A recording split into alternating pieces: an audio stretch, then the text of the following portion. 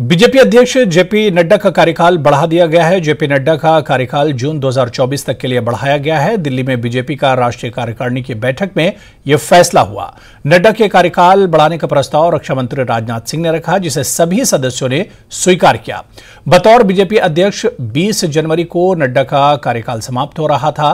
भले ही बीजेपी हिमाचल प्रदेश में विधानसभा का चुनाव हार गई, लेकिन कई राज्यों में बीजेपी को बड़ी कामयाबी मिली है और अब इन्हीं की अगुवाई में बीजेपी 9 राज्यों के विधानसभा चुनाव और 2024 का लोकसभा चुनाव लड़ेगी। गृहमंत्री अमित शाह ने कहा कि पीएम मोदी जेपी नड्डा के नेतृत्व में बीजेपी 2024 में और भी बड़े बहुमत से जीत हासिल करेगी।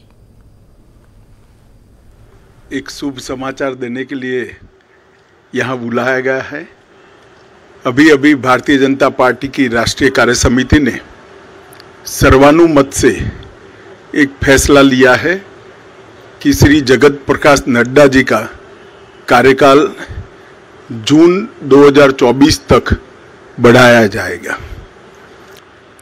ये सदस्यता का हमारा अभियान समय पर हो नहीं पाया और जब सदस्यता नहीं होती है, बूथ से राष्ट्रीय अध्यक्ष तक के बाकी के चुनाव नहीं होते हैं, तब राष्ट्रीय अध्यक्ष चुनना संवैधानिक रूप से संभव ही नहीं है। कई बार भूतकाल में भी इस प्रकार के अलग अलग मौकों के कारण राष्ट्रीय अध्यक्ष के कार्यकाल को एक्सटेंशन दिया गया।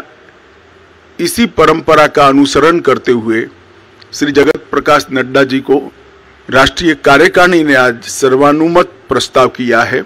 श्री राजनाथ सिंह जी ने इस प्रस्ताव को रखा और सभी भारतीय जनता पार्टी के सदस्यों ने इसको हर्ष ध्वनि के साथ सर्वानुमत से स्वीकार किया है और मत को मतदान मथक तक पहुंचाने में नड्डा जी का नेतृत्व में संगठन का बहुत बड़ा योगदान रहा है। मोदी जी की लोकप्रियता को पूरे देश भर के अंदर इसको आधार बनाकर भारतीय जनता पार्टी के काम को विस्तार करने में भी उनका बहुत बड़ा योगदान रहा है। सरकार की योजनाओं और सरकार के कार्यक्रम और विशेषकर किसान कल्याण के कार्यक्रमों को हर किसान तक, हर जन तक पहुंचाने में श्री नड्डा जी ने बहुत महत्वपूर्ण भूमिका निभाई है। उनके कार्यकाल में 120 से ज़्यादा विधानसभाओं के चुनाव हुए हैं। इसमें से 73 विधानसभा के चुनाव में भारतीय जनता पार्टी की जीत हुई है। तेलंगाना, बंगाल में एक शानदार माहौल खड़ा करने में भी हमें बहुत सफलता प्राप्त हुई है। जम्मू कश्मीर में बीडीसी के इलेक्शन हो या देश भर में हुए स्थानीय इकाई के चुनाव हो, सब में भारतीय जनता पार्टी ने यश प्राप्त किया है।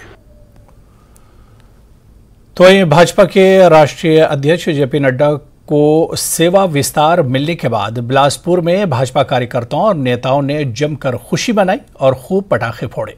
इस अवसर पर भाजपा जिला कार्यालय से लेकर चंपा पार्क तक भाजपा के झंडे उठाकर जेपी नड्डा जिंदाबाद के नारे लगाए गए। इस अवसर पर भाजपा विधायक जीतराम कटवाल ने कहा कि नड्डा को सेवा विस्तार मिलना उनकी योग्यता को दर्शाता है और बिलासपुर के लिए, विशेषकर झंडुता विधानसभा क्षेत्र के लिए यह गर्व का विषय है कि राष्ट्रीय नेतृत्व कर रहे जगत प्रकाश नड्डा को एक बार फिर से भाजपा का राष्ट्रीय अध्यक्ष बनाया गया है। वहीं विधायक त्रिलोक जम्वाल ने कहा कि निश्चित रूप से बिलासपुर के लिए ही नहीं बल्कि हिमाचल के लिए ये गर्व का विषय है। जमीन से जुड़े और बिलासपुर की धरती पुत्र कहे जाने वाले नड्डा पर भाजपा ने एक बार फिर से विश्वास जताया है। उन्होंने इसके लिए प्रधानमंत्री नरेंद्र मोदी और भाजपा के सभी नेताओं का आभार भी प्रकट किया। भारतीय जनता पार्टी के सम्माननीय राष्ट्रीय अध्यक्ष परम श्रद्धेय श्री जगत प्रकाश नड्डा जी को केंद्रीय नेतृत्व ने दूसरा कार्यकाल के रूप में काम करने का मौका दिया है। इसके लिए जहां मैं केंद्रीय नेतृत्व का और परम श्रद्धेय देश के यशस्वी प्रधानमंत्री श्री नरेंद्र मोदी जी का दिल की गहराइयों से धन्यवाद करता हूं, वहीं पार्टी के शीर्ष नेतृत्व का भी धन्यवाद करता हूं कि जिन्होंने ये मान सम्मान हिमाचल प्रदेश के लिए और खासकर बिलासपुर के लिए दिए हैं। श्री जगत प्रकाश नड्डा जी जिन्होंने पिछले 3 वर्ष तक भारतीय जनता पार्टी के राष्ट्रीय अध्यक्ष के रूप में शानदार कार्य किया है और उस कार्य को आगे बढ़ाते हुए जो उनका कार्यकाल 20 जनवरी को समाप्त हो रहा था, तो उनको एक अगले कार्यकाल के लिए भी एक विस्तार दिया गया। उसके लिए मैं हिमाचल प्रदेश की जनता की तरफ से और विशेष तौर पर झुंझुनू चुनाव क्षेत्र से संबंध रखते हैं उनको बहुत बहुत बधाई देता हूं। पूरे हिमाचल प्रदेश के लिए, बिलासपुर के लिए एक बहुत ही सौभाग्य का दिन है कि हमारे जो भारतीय जनता पार्टी के जो राष्ट्रीय अध्यक्ष हैं आदरणीय जगत प्रकाश नड्डा जी, जो कि हिमाचल से आते हैं, बिलासपुर से आते हैं, उनको दोबारा भारतीय जनता पार्टी का राष्ट्रीय अध्यक्ष बनाया गया है, उनको विस्तार दिया गया है। इसके लिए मैं तमाम बिलासपुर के कार्यकर्ताओं की तरफ से, जनता की तरफ से देश के यशस्वी प्रधानमंत्री जी का धन्यवाद देता हूं कि उन्होंने हिमाचल प्रदेश के महान सपूत आदरणीय जगत प्रकाश नड्डा जी को कार्यकाल विस्तार दे करके जहां हिमाचल का ही सम्मान नहीं बढ़ाया है, वहां उन्होंने पार्टी के लाखों कार्यकर्ताओं का सम्मान बढ़ाया है।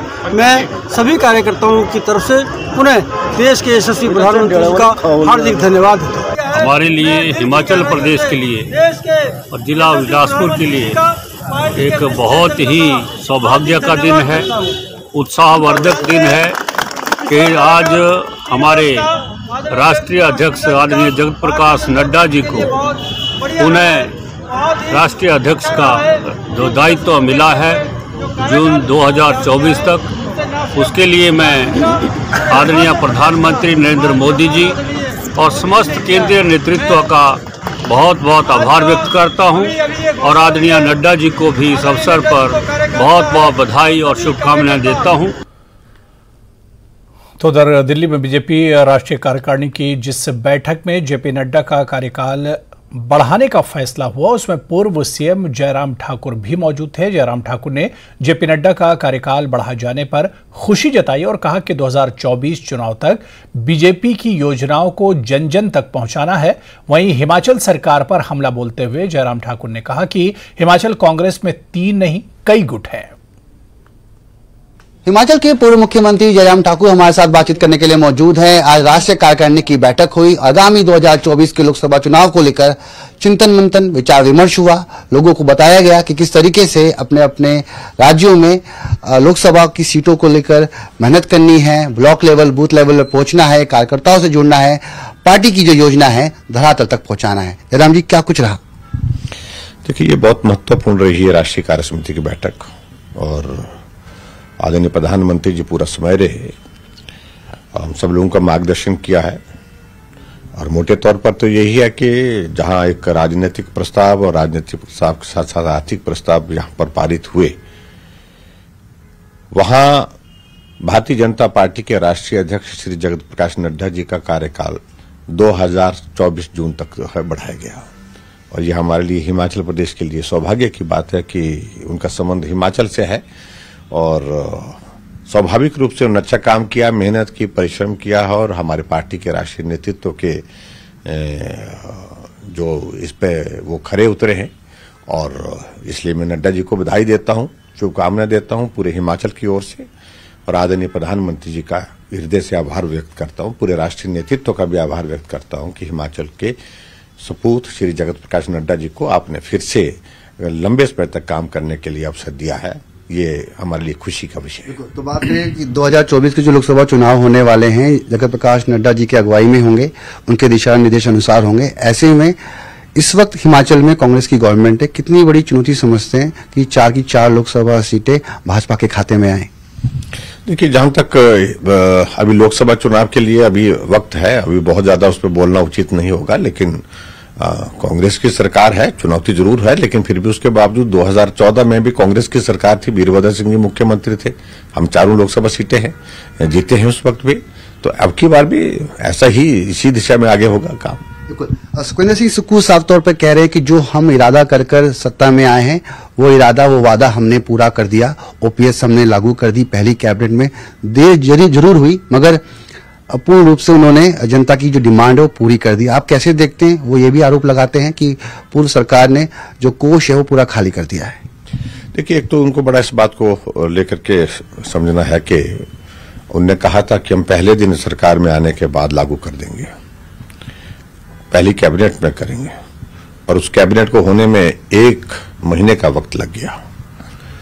उसमें भी कोई बात नहीं, लेकिन घोषणा क्या हुई है, कैबिनेट में निर्णय क्या हुआ है, पहले स्पष्ट तो करें।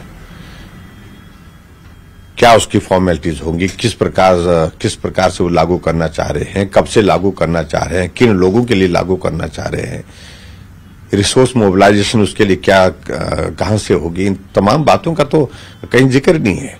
ये तो बिल्कुल उसी तरह की घोषणा चुनाव के दिनों में जो की हुई, उनने उसी तरह से कैबिनेट में घोषणा की। कैबिनेट में कोई घोषणा होती है तो उसमें सिद्धांत रूप से एक निर्णय किया, निर्णय करने के बाद उसके बाद रोड मैप क्या होगा, उसका प्लान कैसा होगा, किस प्रकार से उसको लागू करेंगे, उसका कोई जिक्र ही नहीं है।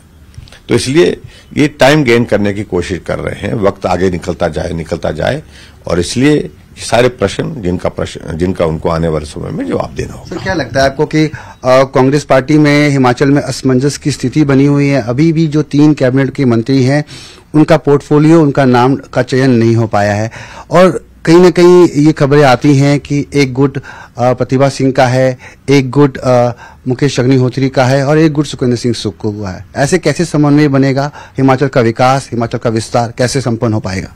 देखिए, मैं गुटों की बात करना नहीं चाहता, वो उनकी पार्टी का विषय है। गुट तो कई हैं, वहां 3 नहीं से भी ज्यादा हो गए हैं। तो लेकिन मैं ये देख रहा हूं कि हिमाचल प्रदेश में एक बहुत अस्थिरता का, एक अनिश्चितता का एक माहौल खड़ा हुआ है, और वो हमारी वजह से नहीं है। हम तो उनको कह रहे हैं कि बहुमत आपका आया है, आप सरकार बना करके इसको चलाइए। और हमने तो यहां तक कहा कि जहां हमारी मदद की जरूरत होगी, जहां जनहित में आप निर्णय लेंगे, वहां हम सहयोग करेंगे।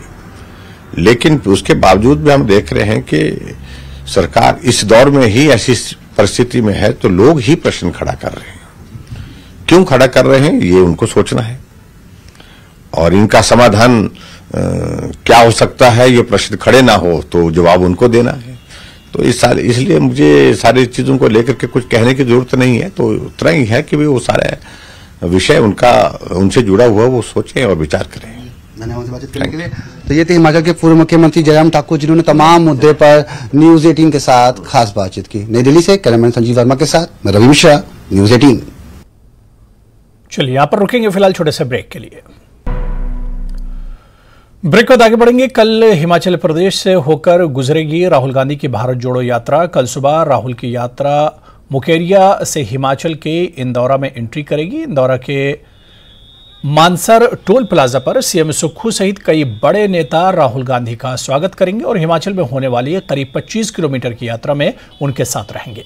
इधर आज पंजाब से एक प्रेस कॉन्फ्रेंस के दौरान राहुल गांधी से जब यह सवाल किया गया कि कांग्रेस गरीबों की बात करती है लेकिन हिमाचल में डीजल पर वैट बढ़ा दिया, तो राहुल ने कहा कि सीएम सुखविंदर सिंह सुक्खू को थोड़ा समय दीजिए, वो गरीब के हितों से जुड़ी योजनाएं जरूर बनाएंगे।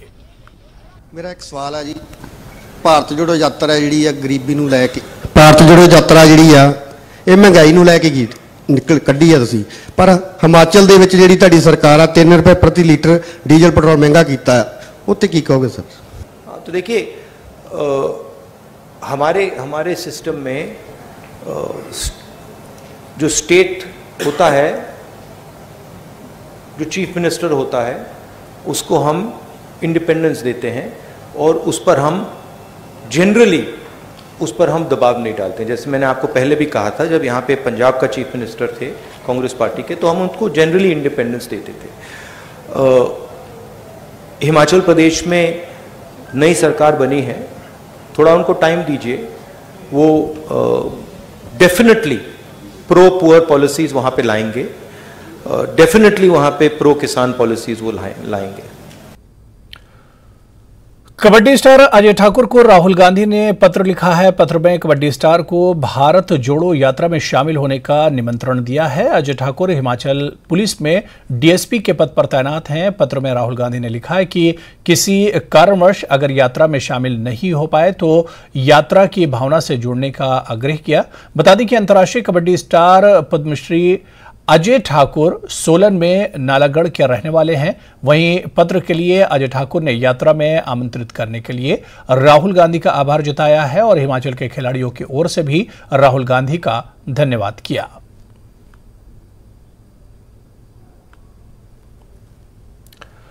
ओपीएस के नोटिफिकेशन का इंतजार कर रहे सरकारी कर्मचारियों को कुछ दिन और इंतजार करना पड़ सकता है। सरकार ने आज ऑफिस मेमोरेंडम जारी कर वित्त विभाग को एसओपी तैयार करने का निर्देश दिया है।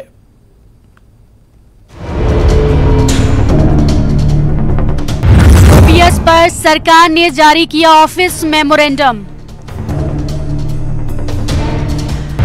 वित्त विभाग को एसओपी जारी करने का निर्देश। एसओपी बनने के बाद जारी होगा नोटिफिकेशन। सरकारी कर्मचारी और अधिकारी हैं जिन्होंने प्रदेश में विकास की नई सीमाएं लिखी हैं, नए आयाम स्थापित किए हैं, उन सबको तकरीबन 1,36,000 के करीब ये सरकारी कर्मचारी हैं जिनको ओल्ड पेंशन स्कीम का लाभ आज से मिलना शुरू हो गया है। इसकी नोटिफिकेशन फाइनेंस डिपार्टमेंट आज या कल में कर देगा। 13 जनवरी को सीएम सुक्खू के इस ऐलान के बाद से ही ओपीएस पर अधिसूचना यानी नोटिफिकेशन का इंतजार हो रहा है। सीएम ने जो कहा था उसके मुताबिक 14 जनवरी तक अधिसूचना जारी हो जानी चाहिए थी, लेकिन 17 जनवरी को अधिसूचना की जगह सरकार ने ऑफिस मेमोरेंडम जारी यानी कार्यालय ज्ञापन जारी किया, जिसमें वित्त विभाग को ये निर्देश दिया गया है कि ओपीएस लागू करने को एसओपी यानी स्टैंडर्ड ऑपरेटिंग प्रोसीजर जारी करे। मुख्य सचिव की तरफ से जारी ऑफिस मेमोरेंडम में लिखा है, सभी सरकारी कर्मचारी जो अभी अंशदायी पेंशन स्कीम एनपीएस के तहत कवर हैं, उन्हें ओपीएस का लाभ दिया जाएगा। वित्त विभाग को निर्देशित किया जाता है कि वो इस निर्णय को लागू करने के लिए निर्देश स्टैंडर्ड ऑपरेटिंग प्रोसीजर जारी करे। एसओपी किसी कार्य या योजना का लिखित दस्तावेज होता है जिससे उस कार्य या योजना से जुड़े हर नियम और शर्तों की पूरी जानकारी होती है। चूंकि ओपीएस लागू करने के फैसले में कई तरह की पेचीदगियां भी हैं, जिन्हें नियम और शर्तों के जरिए दूर किया जाएगा। उसके बाद ओपीएस का नोटिफिकेशन यानी गजट पत्र लिखित आदेश जारी कर दिया जाएगा, ताकि हर सरकारी कर्मचारी को वादे के हिसाब से पुरानी पेंशन स्कीम का लाभ मिल सके।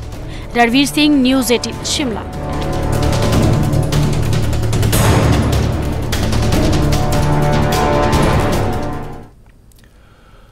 लाहौल स्पीति में गणतंत्र दिवस समारोह की तैयारियां जोरों पर हैं, जिसको लेकर केलांग मुख्यालय पर सहायक आयुक्त डॉक्टर रोहित शर्मा की अध्यक्षता में बैठक आयोजित हुई। डॉक्टर रोहित शर्मा ने बताया कि लोक निर्माण विभाग और युवा सेवाएं एवं खेल मंत्री विक्रमादित्य सिंह जिला स्तरीय गणतंत्र दिवस समारोह के मुख्य अतिथि रहेंगे और राष्ट्रीय ध्वज फहराकर परेड को सलामी देंगे।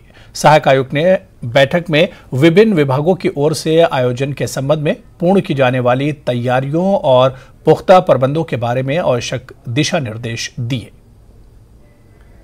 केलांग में जिला स्तरीय गणतंत्र दिवस समारोह के उपलक्ष्य में एक बैठक का आयोजन किया गया था, जिसमें विभिन्न विभागों को एवं जो हमारे अधिकारी हैं उनको निर्देश दिए गए कि किस प्रकार से विभिन्न गतिविधियों का जो आयोजन है वो जिला स्तरीय कार्यक्रम में किया जाएगा। साथ ही साथ सभी को ये निर्देश दिए गए कि संपूर्ण उत्साह के साथ एवं पूरी पार्टिसिपेशन के साथ इस उत्सव में भाग लेंगे। और हमारे यहाँ पर जिला स्तर के कार्यक्रम में मुख्य अतिथि माननीय पीडब्ल्यूडी एवं युवा सेवाएं मिनिस्टर जो हैं श्री विक्रमादित्य जी, वो उपस्थित रहेंगे। तो उसको ध्यान में रखते हुए विभिन्न प्रकार के जो हमारे परेड हैं, सांस्कृतिक कार्यक्रम हैं एवं पारितोषिक वितरण है, उस पर चर्चा की गई और प्रारंभिक निर्देश दिए गए हैं। दोबारा इस पे एक और बैठक की जाएगी, जिसमें जो भी आज के डायरेक्शंस हैं उस पे क्या एक्शन हुआ और फर्दर क्या उसमें हमें इम्प्रूवमेंट करनी है, उसके बारे में चर्चा की जाएगी। धन्यवाद। कुल्लू में मुख्य संसदीय सचिव सुंदर सिंह ठाकुर ने अपने गृह विधानसभा क्षेत्र के खराहल घाटी के बिजली महादेव सड़क 22 किलोमीटर चौड़ाई के कार्य का शुभारंभ किया। लोक निर्माण विभाग की ओर से 16 करोड़ रुपए से पीएमजीएसवाई स्टेज 3 के तहत बिजली महादेव सड़क पर 16 करोड़ रुपए खर्च किए जा रहे हैं। बिजली महादेव सड़क चौड़ाई से खाल घाटी के 9 पंचायतों के हजारों लोगों के साथ साथ बिजली महादेव जाने वाले पर्यटकों को यातायात की बेहतर सुविधा मिलेगी। मुख्य संसदीय सचिव सुंदर सिंह ठाकुर ने कहा कि खराहल घाटी के रामशिला गेमन ब्रिज से लेकर बिजली महादेव सड़क चौड़ाई के कार्य का शुभारंभ किया गया। उन्होंने कहा कि 22 किलोमीटर सड़क चौड़ाई के कार्य से 5 साल तक कॉन्ट्रैक्टर इसमें मेंटेनेंस करेगा, जिससे रामशिला से बिजली महादेव डोभा तक 22 किलोमीटर सड़क चौड़ी होगी। उन्होंने कहा कि खराहल घाटी के 9 पंचायतों के हजारों लोगों के साथ साथ बिजली महादेव मंदिर आने वाले पर्यटकों को बेहतर यातायात की सुविधा मिलेगी। मुख्यमंत्री सुखविंदर सिंह सुक्खू जी की अगुवाई में जो हिमाचल प्रदेश में सत्ता परिवर्तन हुआ है, ये सत्ता परिवर्तन मात्र सत्ता के लिए नहीं, व्यवस्था के लिए परिवर्तन के लिए हुआ है। ऐसे में मुझे जो मुख्यमंत्री जी के साथ ऊर्जा, वन और पर्यटन विभाग का काम करने का मौका मिलेगा। उसके साथ में यहाँ पे परिवहन जो विभाग है उसका भी मुझे उप मुख्यमंत्री मुकेश अग्निहोत्री जी के साथ काम करने का मौका मिलेगा। मैं समझता हूँ बहुत बड़ी जिम्मेवारी है। उधर ऊना में लंबे वक्त के बाद अपने गृह विधानसभा क्षेत्र में पहुंचे पूर्व विधायक सतपाल सिंह राजादा ने स्थानीय सर्किट हाउस में जन समस्याएं सुनी। इस दौरान उन्होंने कांग्रेस कार्यकर्ताओं से मुलाकात की, जबकि उन्होंने अधिकारियों कर्मचारियों के साथ विशेष बैठक कर विधानसभा क्षेत्र के विकास कार्यों को लेकर रूपरेखा तैयार की। पूर्व विधायक लंबे अरसे से जिला मुख्यालय के कार्यकालों में जमे अधिकारियों कर्मचारियों को लेकर भी अलर्ट दिखे और उनके तबादले किए जाने की बात तक कह डाली। उन्होंने कहा कि विधानसभा क्षेत्र के विकास कार्यों को लेकर प्राथमिकताएं तय की गई हैं, जिनको जल्द अमली जामा पहनाया जाएगा। इस मौके पर उन्होंने कहा कि भाजपा रिवाज नहीं बदल पाई, लेकिन कांग्रेस की सुक्खू सरकार आने वाले 5 साल बाद हिमाचल प्रदेश का रिवाज बदलकर दिखाएगी।